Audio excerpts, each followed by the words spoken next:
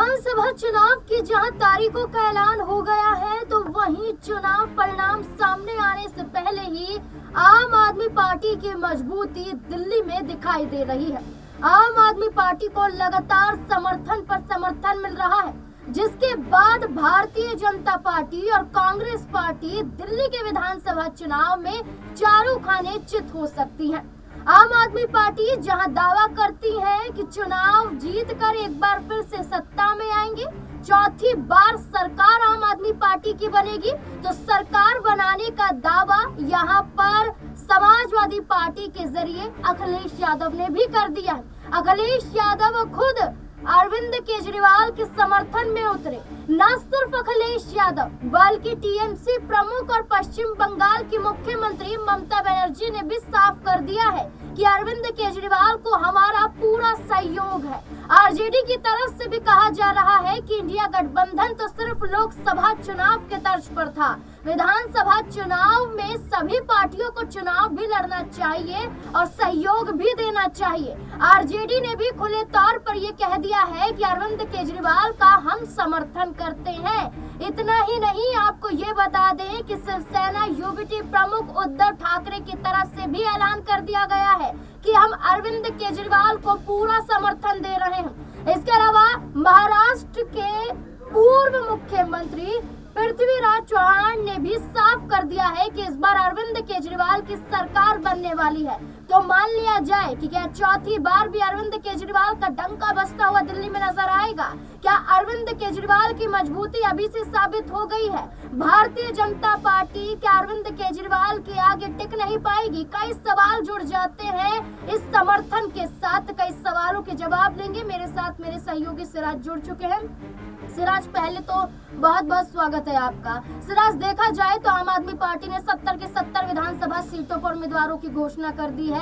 Congress party ने 2 list जारी की है, जिसमें 48 से 39 उम्मीदवारों को उतारा गया है। भारतीय जनता पार्टी ने अभी तक एक ही लिस्ट जारी की है, जिसमें 29 नामों का जिक्र किया गया है। हम 2020 के वो विधानसभा चुनाव के परिणामों पर नजर डाल लेते हैं, जहां आम आदमी पार्टी जीत के कगार पर जिस आधार पर पहुंची है, भारतीय जनता पार्टी को मुंह की खानी पड़ी थी। भारतीय जनता पार्टी भी 70 की 70 सीटों पर गठबंधन के साथ चुनावी मैदान में थी, लेकिन भारतीय जनता पार्टी को महज 7 सीटें ही मिली और आम आदमी पार्टी 63 सीटों को जीतती हुई नजर आई और कांग्रेस पार्टी ने तो खाता भी नहीं खोला। क्या लगता है, जो एक एक करके अरविंद केजरीवाल को पार्टियों का समर्थन मिल रहा है, इस बार भी आम आदमी पार्टी क्या दिल्ली में मजबूत है?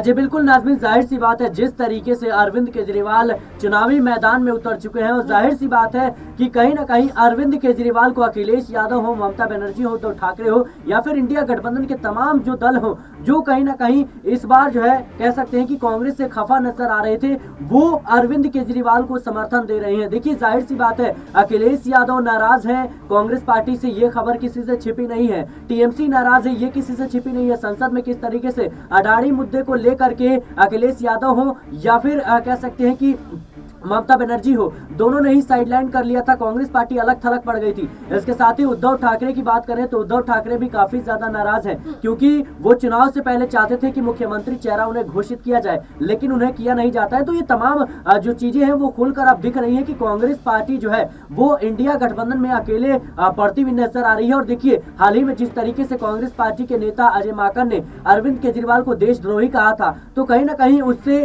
आम आदमी पार्टी पूरी तरीके से गुस्साइल थी। और किस तरीके से आम आदमी पार्टी की तरफ से कहा गया कि हम कांग्रेस पार्टी को 24 घंटे की मोहलत देते हैं कि आप अजय माकन के खिलाफ एक्शन लीजिए, वरना इंडिया गठबंधन के तमाम दलों से हम बातचीत करेंगे। और उन्होंने सीधे तौर पर यह चेतावनी दी थी कि इंडिया गठबंधन से कांग्रेस पार्टी को बाहर का रास्ता भी दिखाया जा सकता है। तो मुझे लगता है दिल्ली चुनाव में जिस तरीके से कांग्रेस का रुख, सिराज, अगर हम कांग्रेस पार्टी की बात करें तो आम आदमी पार्टी के मुकाबले वो भी योजना निकाल रहे हैं। जब महिला सम्मान योजना निकाली गई तो कांग्रेस पार्टी ने प्यारी दी फीसदी योजना निकाली जिसमें 2500 रुपए देने की बात की गई। 2500 रुपए देने की जो वादे किए गए कांग्रेस पार्टी के लिहाज से देखा जाए तो एक बड़ी योजना दिल्ली में मानी जा रही है। इसके साथ साथ यहाँ पर जीवन सुरक्षा योजना भी लाई गई है, जहाँ संजीवनी योजना लाई गई आम आदमी पार्टी के जरिए, जहाँ पर हर बुजुर्ग को यहाँ पर फ्री में इलाज करवाया जाएगा, चाहे वो सरकारी चाहे वो प्राइवेट हॉस्पिटल हो। इसके आधार पर कांग्रेस पार्टी ने भी ये योजना निकाल दी। लेकिन कांग्रेस पार्टी की बात करें तो दिल्ली में लगातार कांग्रेस पार्टी का हाल बुरा ही रहा है। 2020 के चुनाव में भी कांग्रेस पार्टी एक सीट नहीं जीत पाई विधानसभा के। 2015 में भी एक सीट यहाँ पर कांग्रेस पार्टी विधानसभा के नहीं जीत पाई। लोकसभा चुनाव में भी देखा जाए तो दिल्ली में सारी सीटें कांग्रेस पार्टी हार जाती हैं। तो आप ये देखिए कि कांग्रेस पार्टी मजबूत है ही नहीं। दिल्ली में विधानसभा लोकसभा चुनाव में हर बार हार का सामना करना पड़ता है। 19 में भी हारी, 24 में भी हारी और विधानसभा में 15 में भी हारी और 20 में भी हारी। क्या लगता है ये योजना निकाली जा रही है कि आम आदमी पार्टी के विरुद्ध में क्या कांग्रेस पार्टी कोई कमाल कर पाएगी? जी देखिए नाज़मीन, मुझे नहीं लगता, क्योंकि अभी देखिए दिल्ली की राजनीति में अगर मुकाबला है तो वो सिर्फ भारतीय जनता पार्टी और आम आदमी पार्टी के बीच है। और यहाँ पर भारतीय जनता पार्टी हो या कांग्रेस हो, कितना भी विरोध कर ले, कितनी भी योजनाओं का ऐलान कर दे, लेकिन मुझे लगता है अरविंद केजरीवाल का जो प्रभाव है, जिस तरीके से उनकी राजनीति रही है, मुझे लगता है कि उनका प्रभाव काफी ज्यादा इस वक्त मजबूत है दिल्ली में। और जाहिर सी बात है कि आप इस बात का अंदाजा इसी से लगा लीजिए किस तरीके से अरविंद केजरीवाल जो है 62-63 जो सीटें हैं वो जीतते हुए नजर आए थे। तो ये दर्शाता है कि अरविंद केजरीवाल की पार्टी किस मजबूती के साथ इस चुनाव में है और दिल्ली की राजनीति में किस तरीके से हावी हो चुकी है। जाहिर सी बात है अरविंद केजरीवाल ने जो तमाम वादे किए थे वो ज्यादातर वादे जो है जमीनी तौर पर पिछले कह सकते हैं इसी कार्यकाल में पूरे होते हुए नजर आए हैं। तो जनता का जो विश्वास है वो मुझे लगता है अरविंद केजरीवाल के प्रति बढ़ा है और जनता को कहीं ना कहीं ये लगता है कि अरविंद केजरीवाल जीतते हैं तो जरूर ये तमाम चीजें जो है लागू होती हुई नजर आएंगी। मंच भी साझा करेंगे दिल्ली में अरविंद केजरीवाल के साथ। क्या अखिलेश यादव का साथ पाना बहुत बड़ी बात है? जी बहुत बड़ी बात है। और देखिए मुझे लगता है ये कांग्रेस पार्टी के लिए बुरी खबर है और कांग्रेस पार्टी के लिए चेतावनी है, क्योंकि कांग्रेस पार्टी इंडिया गठबंधन की सबसे बड़ी कह सकते हैं पार्टी है। लेकिन इसके बावजूद जिस तरीके से जो तमाम क्षेत्रीय दल हैं उनका कहीं ना कहीं समर्थन इस वक्त अरविंद केजरीवाल को मिल रहा है, चाहे वो समाजवादी पार्टी की बात करें, उद्धव ठाकरे की जो शिवसेना है उसकी बात करें, या फिर हम टीएमसी की बात करें, तो ये तमाम जो समर्थन है वो कहीं ना कहीं अरविंद केजरीवाल को प्राप्त है। इससे अंदाजा लगा लीजिएगा कि अरविंद केजरीवाल कहीं ना कहीं मुख्य तौर पर अब हावी होते हुए नजर आ रहे हैं दिल्ली की राजनीति में। लेकिन कांग्रेस पार्टी जिस तरीके से चुनाव लड़ रही है मजबूती से, वो अपने जनाधार को एक बार फिर से कहीं ना कहीं पाना चाहती है। लेकिन मुझे नहीं लगता कि कांग्रेस पार्टी कुछ भी जमीनी तौर पर कमाल कर पाएगी। अगर इक्का दुक्का सीट ले भी आए तो मुझे नहीं लगता कि सरकार पर उसका कोई भी असर देखने को मिलेगा। देखिए सिराज, यहाँ पर हम बात कर रहे हैं इंडिया गठबंधन की भी। जब इंडिया गठबंधन का मुद्दा आया था तब ये कहा गया था कि सभी दल मजबूती के साथ चुनावी मैदान में उतरेंगे, एक साथ आएंगे। लेकिन हम विधानसभा चुनाव में देखते हैं कि अलग थलग नजर आते हैं। यहाँ लीडरशिप को लेकर भी एक बड़ा मुद्दा उठा था, जब ममता बनर्जी ने खुद ये कह दिया था कि राज्य की जिम्मेदारी के साथ साथ मैं गठबंधन की जिम्मेदारी को निभाने के लिए भी तैयार हूँ, जिसमें लालू प्रसाद यादव से लेकर शरद पवार तक ने ये कहा था कि ममता बनर्जी को अब कमान सौंप देनी चाहिए। क्या लगता है कि ममता बनर्जी आरजेडी की तरफ से तेजस्वी यादव, अखिलेश यादव, उद्धव ठाकरे का कांग्रेस पार्टी को समर्थन न देना ये भी दर्शाता है कि लीडरशिप से क्या राहुल गांधी का हटना तय है? जी बिल्कुल, आपने सही कहा। जाहिर सी बात है आपको वो क्षण याद होंगे जब कह सकते हैं संयोजक के तौर पर जो मल्लिकार्जुन खड़गे हैं उनका नाम खुद टीएमसी की जो मुखिया है ममता बनर्जी उनकी तरफ से आगे किया जाता है और अरविंद केजरीवाल की तरफ से आगे किया जाता है। लेकिन उसी वक्त नीतीश कुमार नाराज हो जाते हैं। उनका कहना होता है कि भाई इंडिया गठबंधन तो मैंने बनाया लेकिन मेरे को ही आप पीछे धकेल रहे हैं। तो इससे साफ जाहिर होता है नीतीश कुमार बगावत कर देते हैं और कहीं ना कहीं एनडीए में शामिल हो जाते हैं। तो मुझे लगता है एक बार फिर से जिस तरीके से सवाल उठे थे और लगातार उठ भी रहे हैं कि भाई इंडिया गठबंधन का जो मुखिया है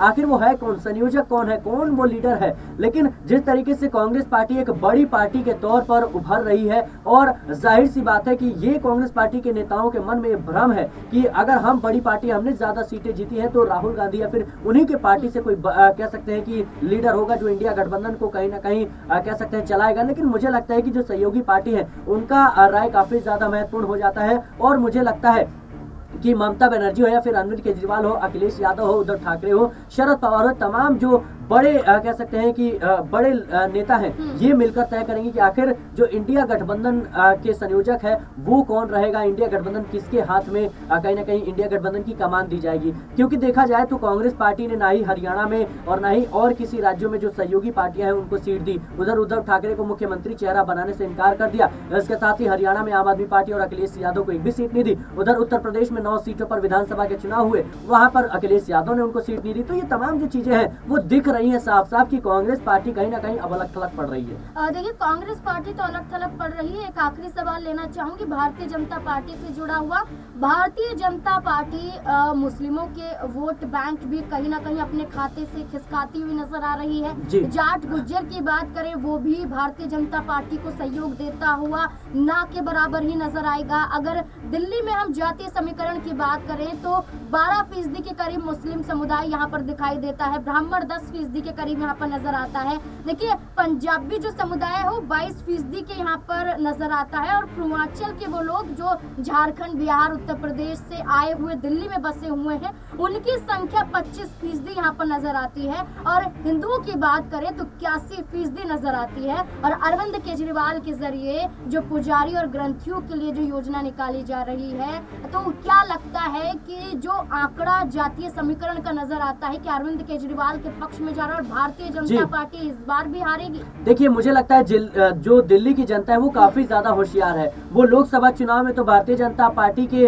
जो तमाम सीटें हैं उसके पक्ष में दे देती है, लेकिन कहीं ना कहीं विधानसभा चुनाव में यहाँ पर इससे पहले कांग्रेस पार्टी के तरफ रुख रहा था, लेकिन जब से अरविंद केजरीवाल की राजनीति में एंट्री हुई है तब से दिल्ली में कहीं ना कहीं जो कांग्रेस के तमाम वोट बैंक है वो अरविंद केजरीवाल को मिलने शुरू हो गए। तो जाहिर सी बात है कि इस बार के जो विधानसभा चुनाव है इसमें बड़ा दाव उन्होंने खेला है। जिस तरीके से भारतीय जनता पार्टी तमाम विपक्ष की पार्टियों पर यह आरोप लगाती है कि ये लोग हिंदुत्व के खिलाफ है, ये हिंदुओं के दुश्मन है, लेकिन अरविंद केजरीवाल ने इस योजना के जरिए तमाम हिंदुओं को ये संदेश देने की कोशिश की है कि कहीं ना कहीं भाई वो बात करते हैं लेकिन हम काम करते हैं, वो सिर्फ जुमलेबाजी करते हैं लेकिन हम जमीनी तौर पर यह ऐलान कर रहे हैं। लेकिन देखना होगा चुनाव पर इसका क्या इफेक्ट पड़ेगा। देखिए, बिल्कुल अगर हम बात करें तो दिल्ली में जो महिलाओं की जो संख्या है, वोट प्रतिशत अगर हम बात करें तो 71 लाख के करीब देखा जाता है। ये आंकड़ा है कि अरविंद केजरीवाल ने महिला सम्मान योजना के साथ ये साबित कर दिया है कि दिल्ली में भारतीय जनता पार्टी के कई पूर्व सांसद द्वारा जो बयान दिए जाते हैं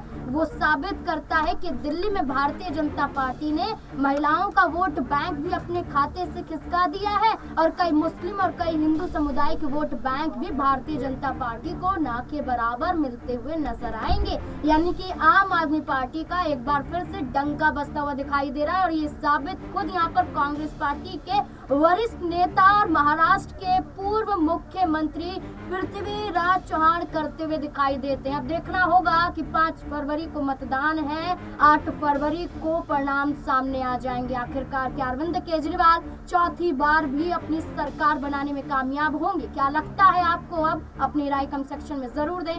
देखते रहें स्पेन 9 न्यूज। धन्यवाद।